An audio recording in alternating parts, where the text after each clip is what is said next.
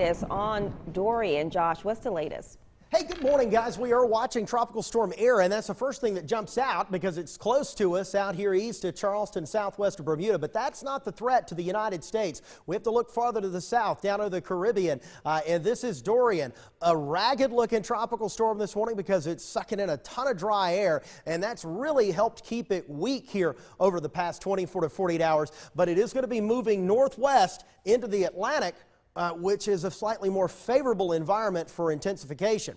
Overnight and late yesterday, the center of Dorian jumped a little bit farther to the north thanks to its small size and it trying to get its act together. It did find a new center, and that has caused some slight adjustments in the forecast path. It's still moving to the northwest at about 13 miles per hour. Max winds are at 60. That adjustment to the north, though, means that it no longer goes between Puerto Rico and the Dominican Republic. It goes through the Virgin Islands to Puerto Rico, and that means it has less interaction with land, thus emerging east of the Bahamas as a stronger storm. Looks like a fairly strong tropical storm by the time we get to tomorrow morning, becoming a hurricane during the day Friday and then steadily intensifying as it bends west back toward the United States. Big area of high pressure building in to the northeastern part of the United States will block it from moving north most likely and cause that bend to the west. Where does that bend to the west happen?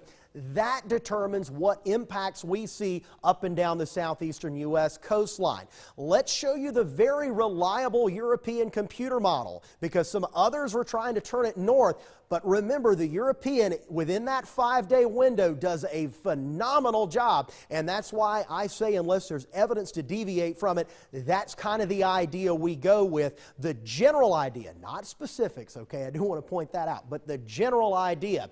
By lunchtime Friday, the storm would be well to the east of Miami. I'm talking east of the Bahamas, way out there. But this is when it really starts to get its act together. Ramping up to a hurricane during the day Friday, then becoming possibly a fairly strong hurricane Saturday into Sunday. But watch what happens Saturday into Sunday. A bend to the west occurs, and it looks like the storm is going to try to move toward Florida as it's blocked to the north. Look at those northeast winds developing here over the coastal waters of South Carolina and over our state.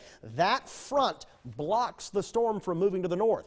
Is it a little farther north? That would allow the storm to drift a little farther north. If the front comes in a little bit farther south, it'll push the storm a little farther south. We're going to have a much better idea here in about 24 to 48 hours from now where that front will stall, and that dictates where the storm goes in, okay? We have plenty of time. Now is the time to pay attention to the forecast.